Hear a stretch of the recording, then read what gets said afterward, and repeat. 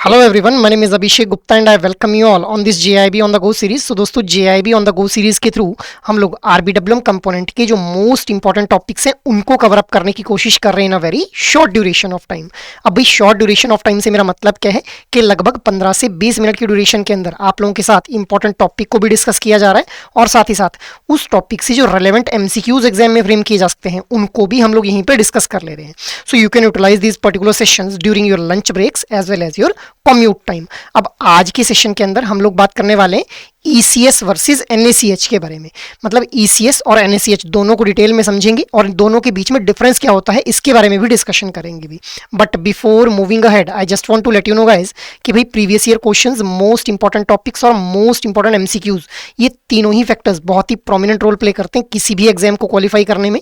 So guys, अगर आप लोगों का भी यही कंसर्न है रिगार्डिंग योर JIB एग्जाम, तो आप लोगों की स्क्रीन के ऊपर अभी जो डॉक्यूमेंट आप लोगों को दिख रहा है, इस डॉक्यूमेंट का लिंक आप लोगों को इस वीडियो के डिस्क्रिप्शन में देखने के लिए मिल जाएगा, जहां से आप लोग previous year questions, most important topics और most important MCQs for each and every component of JIB exam को एक्सेस कर पाएंगे और वो भी बिल्कुल free of cost. So you can have a look on that particular document. अब हम लोग आते हैं आज के सेशन के ऊपर। तो दोस्तों, आज हम लोग बात करने वाले हैं ECS और NaCH के बारे में। अब देखिए, ये जो टॉपिक है यहाँ से हम लोगों को लास्ट साइकिल्स के अंदर भी एग्जाम में क्वेश्चन देखने के लिए मिले। जैसे नवंबर 2025 के अंदर हम लोगों को जो था वो ये क्वेश्चन देखने के लिए मिला with respect to the ECS, that is electronic clearing service. तो जो भी टॉपिक्स हम लोग इस पर्टिकुलर सीरीज के अंदर डिस्कस कर रहे हैं वहां से कहीं ना कहीं लास्ट साइकिल्स के अंदर हम लोगों को एग्जाम में क्वेश्चन देखने के लिए जरूर मिले हैं अभी। तो आप लोगों ने इस सीरीज के अंदर बिल्कुल कंसिस्टेंटली बने रहना है सो दैट आप लोग जो है अपनी प्रिपरेशन को एक सही डायरेक्शन में लेकर के जा सकें भी। आफ्टर दैट अब हम लोग अपनी डिस्कशन को स्टार्ट करते हैं विद ECS। तो देखिए, ECS stands for electronic clearing service भी। अब क्या कुछ इसके फीचर्स हम लोगों को देखने के लिए मिलते हैं। तो जब भी आप लोगों को बल्क पेमेंट करनी है which are repetitive and periodic in nature, मतलब एक पर्टिकुलर ड्यूरेशन के बाद आप लोगों को रेपिटेटिवली वो पेमेंट करनी पड़ती है, हर महीने वो पेमेंट करनी पड़ती है, हर क्वार्टर में वो पेमेंट करनी पड़ती है और बल्क के अंदर पेमेंट्स करनी पड़ती हैं, तो वहां पे यूज किया जाता है इस ECS का, that is electronic clearing service का भी। For example, in case of salary, dividend, interest या फिर पेंशन। अब जब एक एम्प्लॉयर के द्वारा जो है वो अपने एम्प्लॉयज़ को सैलरी प्रोवाइड की जाती है तो मल्टीपल अकाउंट्स के अंदर जो सैलरी जो है वो डेबिट क्रेडिट की जाती है एक पर्टिकुलर एम्प्लॉयर के द्वारा, तो मतलब और हर महीने जो सैलरी दी जाती है तो बल्क के अंदर पेमेंट हो रही है और रेपिटेटिव एंड पीरियोडिक पेमेंट यहाँ पे देखने के लिए मिल रही है। इसी तरह से जो इंटरेस्ट है, जैसे मान लो आप लोगों ने बैंक के अंदर जो है अगर FD ओपन अप करवा रखी है तो आप लोगों को जो FD के ऊपर इंटरेस्ट रिसीव होता होगा। तो अब जो इंटरेस्ट आता है वो ऐसा थोड़ी कि आपको ही इंटरेस्ट आ रहा है, वो जितने भी कस्टमर्स ने वहाँ पे जो है वो FD ओपन अप करके रखी है उन सभी को इंटरेस्ट प्रोवाइड किया जाता है बैंक के द्वारा। तो वहाँ पे भी बल्क के अंदर पेमेंट हो रही है और हर महीने या फिर हर साल, हर क्वार्टर के अंदर जो पेमेंट हो रही है, मतलब रेपिटेटिव पीरियोडिक पेमेंट्स हो रही हैं which are bulk in nature guys. इसी तरह से पेंशन भी हम लोगों को देखने के लिए मिलती है। अब ये जो हमारा ECS है, इलेक्ट्रॉनिक क्लियरिंग सर्विस है, इसके अंदर हम लोगों को NaCH ट्रांजैक्शंस जो है वो इंक्लूड होती हुई देखने के लिए मिलती हैं which is an initiative of NPCI, that is national payment corporation of India. अभी NaCH के बारे में डिटेल में पढ़ेंगे। NaCH क्या है? National automated clearing house. अब देखिए, ये जो हमारा ECS है इसका यूज किया जा सकता है to transfer NRE and NRO funds, but this transfer will be subject to the FEMA। FEMA is foreign exchange management act. अब NRE और NRO फंड्स क्या हैं? जो भी नॉन रेजिडेंट इंडियंस रहते हैं उनके इंडिया के अंदर, इंडियन बैंक्स के अंदर जो अकाउंट्स होते हैं और इंडिया के अंदर जो फॉरेन बैंक्स हैं उनके अंदर जो उनके अकाउंट्स होते हैं उनके अंदर फंड ट्रांसफर किए जाते हैं बल्क के अंदर with the use of this ECS भी। आफ्टर दैट अगर हम लोग बात करें कि कितनी तरह का ECS हम लोगों को देखने के लिए मिलता है, तो देखिए 3 तरह का ECS हम लोगों को देखने के लिए मिलता है। पहला है local ECS which covers specific cities और उनके सराउंडिंग एरियाज को कवर किया जाता है। इस लोकल ECS के अंदर कोई एक पर्टिकुलर सिटी और उसका जो सराउंडिंग एरिया उसको कवर किया जाएगा। And this is being operated bye reserve bank of India और डेजिग्नेटेड बैंक्स एट 81 लोकेशंस। तो 81 लोकेशंस के ऊपर जो हम लोगों को लोकल ECS ऑपरेट होता हुआ देखने के लिए मिलता है। इसी तरह से second type is regional ECS which covers all core banking enabled branches with in a state और ग्रुप ऑफ स्टेट्स। मतलब एक पर्टिकुलर स्टेट या फिर ग्रुप ऑफ स्टेट्स के अंदर जो भी कोर एनेबल्ड ब्रांचेस हैं, मतलब जो इंटरलिंक्ड ब्रांचेस हैं, those are being covered under the regional ECS। ठीक है, and it is operated by RBI at 9 locations. जो थर्ड टाइप है हमारे पास दैट इज नेशनल ईसीएस, जिसके अंदर वो सभी core banking enabled branches cover होती हैं which are available in the nation, which are operating in the nation, and this is being operated by RBI in Mumbai. ये 81 लोकेशन से ऑपरेट किया जा रहा है। रीजनल ईसीएस को जो है 9 लोकेशन से जो है वो ऑपरेट किया जा रहा है, और जो हमारा नेशनल ईसीएस है that is being operated bye reserve bank of India at Mumbai only, Mumbai से उसको जो है ऑपरेट किया जा रहा है। सो ये 3 तरह के ईसीएस हम लोगों को देखने के लिए मिलते हैं। आफ्टर दैट नेक्स्ट हम लोग बात कर लेते हैं वेरिएंट्स के बारे में कि तो ईसीएस के हम लोगों को 2 वेरिएंट्स देखने के लिए मिलते हैं। सबसे पहला जो वेरिएंट है दैट इज क्रेडिट वेरिएंट। अब आप लोगों को समझ कैसे आएगा कि भाई क्रेडिट वेरिएंट है या फिर डेबिट वेरिएंट है, तो जिस भी वेरिएंट की बात हो रही होगी उसके साथ में मेनी वर्ड जो है वो आप लोगों को देखने के लिए मिल जाएगा, या फिर जैसे मान लो क्रेडिट वेरिएंट की बात हो रही तो मल्टीपल क्रेडिट्स वहां पे देखने के लिए मिलेंगे इस वेरिएंट के अंदर। तो इसलिए यहाँ पे क्या बोला जा रहा है, one debit and many credit, मतलब एक अकाउंट से डेबिट होगा और मल्टीपल अकाउंट्स में जो फंड है उसको क्रेडिट कर दिया जाएगा भाई। जैसे सैलरीज, अब इंप्लॉयर के अकाउंट से जो है वो फंड डेबिट होगा और इंप्लॉयज के फंड अकाउंट्स में जो फंड है उसको क्रेडिट कर दिया जाएगा, तो मल्टीपल इंप्लॉयज के फंड में जो अकाउंट क्रेडिट किया जा रहा है। सो दिस इसीलिए यहाँ पे हम लोग कौन से वेरिएंट का यूज कर रहे हैं, ईसीएस का क्रेडिट वेरिएंट का यूज कर रहे हैं। Similar is the case in case of dividend, interest as well as pension भी। इसके अलावा अब यहाँ पे ये जो क्रेडिट वेरिएंट है इसके अंदर हम लोगों को देखने के लिए मिलता है कि जो ईसीएस का क्रेडिट यूजर है वो स्पॉन्सर बैंक का यूज करते हुए स्पॉन्सर बैंक के थ्रू जो ट्रांजेक्शन को इनिशिएट करता है, और डेस्टिनेशन अकाउंट होल्डर में जो डेस्टिनेशन अकाउंट होल्डर है उसके डेस्टिनेशन बैंक के अंदर जो अमाउंट है उसको क्रेडिट कर दिया जाता है अभी। अब अगर हम लोगों को बैंक की तरफ से किसी भी तरह का डिले देखने के लिए मिलता है with respect to the credit in destination bank, तो वहां पे जो बैंक है उसके ऊपर पेनल्टी लगाई जाती है। किस तरह से लगाई जाती है, आरबीआई का जो एलएएफ रेपो रेट है, मतलब लिक्विडिटी एडजस्टमेंट फैसिलिटी जो रेपो रेट है उसके अंदर 2% ऐड करके जो है वो पेनल्टी लगा दी जाएगी। जैसे मान लो एलएएफ जो रेपो रेट है दैट इज 4.5%, मान लेते हैं हाइपोथेटिकली कि इट इज 4.5%, तो 2% इसमें जो है ऐड ऑन कर लिया जाएगा एंड 6.5% जो है पेनल्टी लगा दी जाएगी on the bank in case अगर हम लोगों को जो है डिले देखने के लिए मिलता है क्रेडिट के अंदर भी। सो ये हम लोगों ने क्रेडिट वेरिएंट के बारे में बात कर ली। After that next variant is debit variant. अब डेबिट वेरिएंट मैंने ऑलरेडी आप लोगों को बताया कि जिस भी वेरिएंट के बारे में बात कर रहे होंगे उस वेरिएंट के साथ में अगर डेबिट वेरिएंट की बात कर रहे हैं तो many debits will be there. So many debit and one credit, मतलब मल्टीपल अकाउंट से जो डेबिट होगा फंड और एक सिंगल अकाउंट में जो हो क्रेडिट कर दिया जाएगा।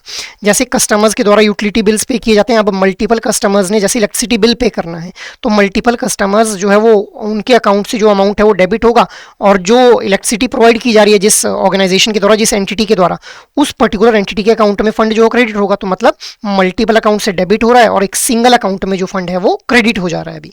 इसी तरह से सिमिलर हम लोगों को केस देखने के लिए मिलता है टैक्स कलेक्शन के केस में, लोन इंस्टॉलमेंट्स एंड इंश्योरेंस के केस में। अब जैसे लोन्स की जो इंस्टॉलमेंट्स पे की जाती है तो मल्टीपल कस्टमर्स इंस्टॉलमेंट्स पे करते हैं, और तो मल्टीपल कस्टमर्स के अकाउंट से जो अमाउंट है वो डेबिट होता है और बैंक के अकाउंट में जो फंड है वो क्रेडिट हो जाता है अभी। तो multiple debits and single credit. अब यहाँ पे किस तरह से हम लोगों को जो प्रोसेस देखने के लिए मिलता है, सो ईसीएस जो डेबिट यूजर है वो स्पॉन्सर बैंक के थ्रू जो ट्रांजैक्शन है उसको इनिशिएट करता है, और डेस्टिनेशन अकाउंट होल्डर के फंड में के अकाउंट से जो है वो हम लोगों को डेबिट होता हुआ देखने के लिए मिल जाता है अभी।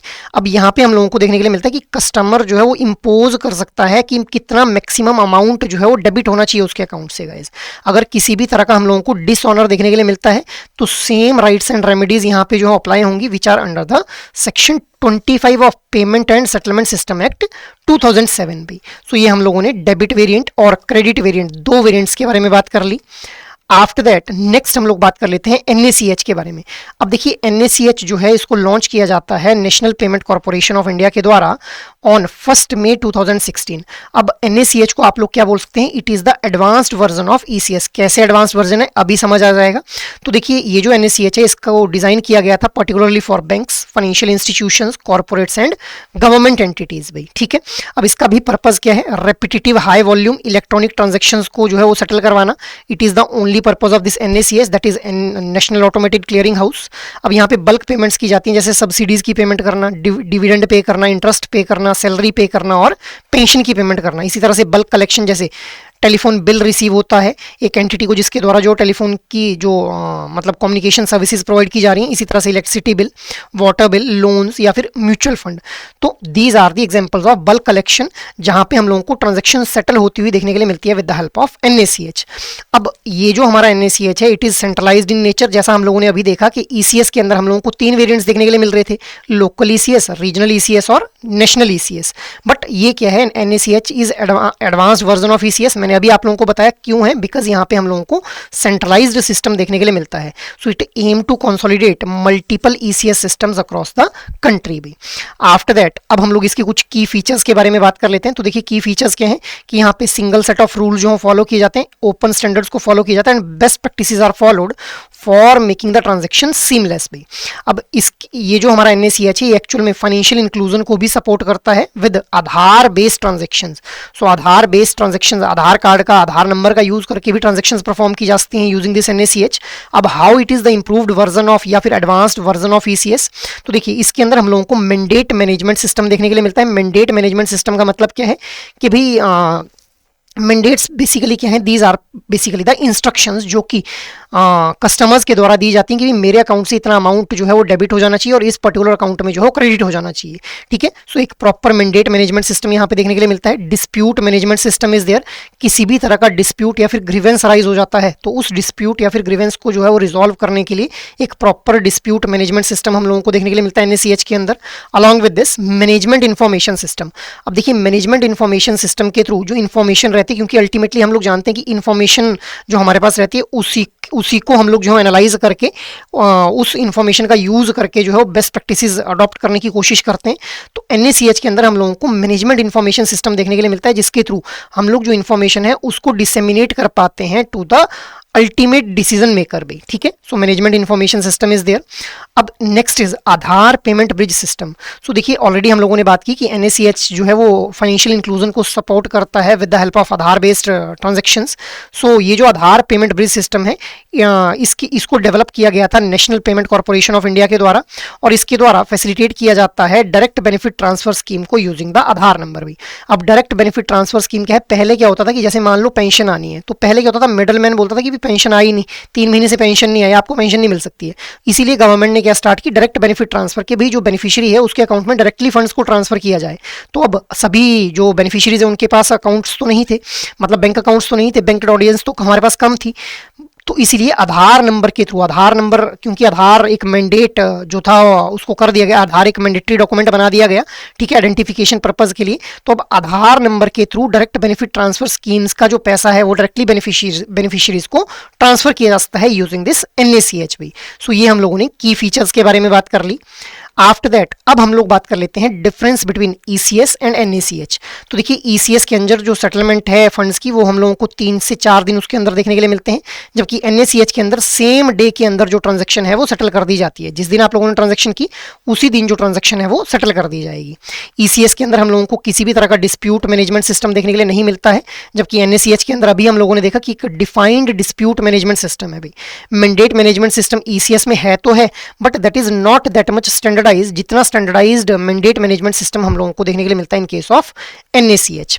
इसके अलावा ECS के अंदर किसी भी तरह का हम लोगों को जो है वो यूनिक आइडेंटिफायर देखने के लिए नहीं मिलता है, जबकि NACH के अंदर we are having a unique mandate reference number, UMRN number देखने के लिए मिलता है, जिसके थ्रू हर एक जो मैंडेट है उसको ट्रैक किया जा सकता है। हर एक मैंडेट को आइडेंटिफाई करने के लिए एक UMRN नंबर हम लोगों को देखने के लिए मिलता है इन केस ऑफ NACH, जबकि जो हमारा ECS है वहां पे किसी भी तरह का ऐसा प्रोविजन हम लोगों को देखने के लिए नहीं मिलता है जिसके थ्रू हम लोग मैंडेट को जो है वो ट्रैक कर पाए, इंस्ट्रक्शंस को जो है वो ट्रैक कर पाए। ठीक है, so this is the key difference between NACH and ECS। तो हम लोगों ने ECS क्या होता है, NACH क्या होता है और ECS और NACH के बीच में डिफरेंस क्या है इसके बारे में बात कर ली। After that, now there is a question in front of you. So with reference to the dispute management system under ECS and NACH, consider the following statements. Your options are ECS has defined dispute management system, NACH has a defined dispute management system, dispute management is absent in ECS. So which of the above statements are correct here? Your options are 1 only, 2 only, 2 and 3 only, 1 and 3 only. What should be the right answer? The right answer here will be option number C, that is 2 and 3 only. अब देखिए ECS के अंदर हम लोगों को dispute management system देखने के लिए नहीं मिलता है, तो पहली स्टेटमेंट गलत हो जाती है एंड सेकंड और थर्ड स्टेटमेंट जो है वो बिल्कुल सही हो जाती है, तो इसीलिए option C will be the right one here. Next is consider the following statements regarding ECS credit. अब हम लोगों ने ईसीएस के वेरिएंट्स पढ़े, वहीं से क्वेश्चन फ्रेम किया गया है। So statements are ECS credit follows the model one debit many credit. ECS credit is used for payments like salary, dividend, interest and pension. In ECS credit funds are debited from multiple accounts and credited to one account. So you need to select the most appropriate answer here. Your options are 1 only, 2 only, 1 and 2 only, 2 and 3 only. What should be the right answer? The right answer here will be option number C, that is 1 and 2 only. अब देखिए third statement क्या बोल रही है, in ECS credit funds are debited from multiple accounts. नहीं भी, जब ECS credit है तो मल्टीपल क्रेडिट्स होंगे यहाँ पे, ना कि मल्टीपल डेबिट्स होंगे, तो इसलिए ये स्टेटमेंट गलत हो जाती है। And first and second are the correct statement, तो इसलिए ऑप्शन सी हमारा जो है यहाँ पे बिल्कुल सही हो जाता है अभी। तो ये हम लोगों ने ईसीएस, एनएसीएच और उनके डिफरेंस को समझा, और इनके बेस जो एग्जाम में क्वेश्चन फ्रेम किए जाते थे उनकी भी हम लोगों ने जो था वो प्रैक्टिस कर ली। अपार्ट फ्रॉम दिस, अगर आप लोग जो है किसी भी तरह की गाइडेंस चाहते हैं रिगार्डिंग योर जेआईबी एग्जाम, तो आप लोग एडुटैप की वेबसाइट के ऊपर विजिट कर सकते हैं, जहां जाते ही आप लोगों को कोर्सेज नाम का ये टैब देखने के लिए मिल जाएगा। यहाँ जाते ही आप लोगों को जेआईबी कोर्सेज के ऊपर क्लिक कर लेना है। जैसे ही आप लोग जेआईबी कोर्सेज के ऊपर क्लिक करेंगे तो आप लोगों को स्क्रॉल डाउन कर लेना है, और यहाँ पे आप लोगों को अलग अलग तरह के जो कोर्सेज हैं वो देखने के लिए मिल जाएंगे। तो सबसे पहले बात करते हैं हम लोग जेआईबी के लिए कंप्लीट मास्टर कोर्स के बारे में, जहां पे आप लोगों को जेआईबी एग्जाम के जो चारों कंपोनेंट्स हैं उनकी कॉम्प्रिहेंसिव प्रिपरेशन करवाई जाएगी with the help of concept classes, जो कि 15 से 20 मिनट की रहेंगी। ठीक है, इसके अलावा आप लोगों को एग्जाम से ठीक पहले लाइव क्लासेस यहाँ पे प्रोवाइड की जा रही हैं, और रिवीजन पर्पज के लिए कंसेप्ट नोट्स भी आप लोगों को प्रोवाइड किए जा रहे हैं। अब जो कंटेंट आप लोग पढ़ेंगे उस कंटेंट को आप लोग प्रैक्टिस कर पाएं, इसके लिए आप लोगों को solved PYQs, chapter wise mock test और full length mock test provide किए जा रहे हैं अभी। So you can have a look on this particular course अगर आप लोग जो है कॉम्प्रिहेंसिव प्रिपरेशन करना चाहते हैं for this JIB examination. But अगर आप लोगों को लग रहा है कि भाई मुझे कंप्लीट मास्टर कोर्स में एनरोल नहीं करना है, you want to enrol yourself in individual component master course, तो जस्ट स्क्रॉल इट डाउन, यहीं पे INDIFS, PPB, AFM और RBWM चारों कंपोनेंट्स के आप लोगों को जो है वो इंडिविजुअल मास्टर कोर्सेज देखने के लिए मिल जाएंगे। इसके अलावा अगर आप लोगों को लग रहा है कि आप लोगों ने सिर्फ most important topics cover up करने हैं, then you can enrol yourself in a live crash course, जहाँ पे आप लोगों को 120 आवर्स की ड्यूरेशन के अंदर जेआईबी एग्जाम के जो चारों कंपोनेंट्स हैं उनके मोस्ट इंपॉर्टेंट टॉपिक्स कवर करवाए जाएंगे with the help of live classes. इसके अलावा रिवीजन पर्पस के लिए कंसेप्ट नोट्स, प्रैक्टिस के लिए chapter wise mock test, full length mock test और सॉल्व्ड पीवाईक्यूज आप लोगों को प्रोवाइड किए जा रहे हैं। So you can have a look on this particular courses as well. Apart from this, अगर आप लोगों को लगता है कि आप लोगों की प्रिपरेशन तो कंप्लीट है, अब आप लोगों को सिर्फ इवेल्युएशन करनी है, तो आप लोग जो है वो टेस्ट सीरीज में खुद को एनरोल कर सकते हैं, जहां पे आप लोगों को solved PYQs, chapter wise mock test और full length mock test provide किए जा रहे हैं। So guys, you can have a look on these particular courses and get yourself enrolled in these particular courses depending upon your need for JIB preparation भी। So that is all from my side for this particular session. I hope ये session आप लोगों को अच्छे लग रहे हैं। अगर एक्चुअल में ये सेशन आप लोगों को जो हेल्प कर पा रहे हैं, तो प्लीज़ इन सेशंस को आप लोग जो है लाइक, शेयर और सब्सक्राइब जरूर करें। और अगर आप लोगों की कोई भी क्वेरी हो तो आप लोग मेल कर सकते हैं hello@edutap.co.in के ऊपर। जय हिंद।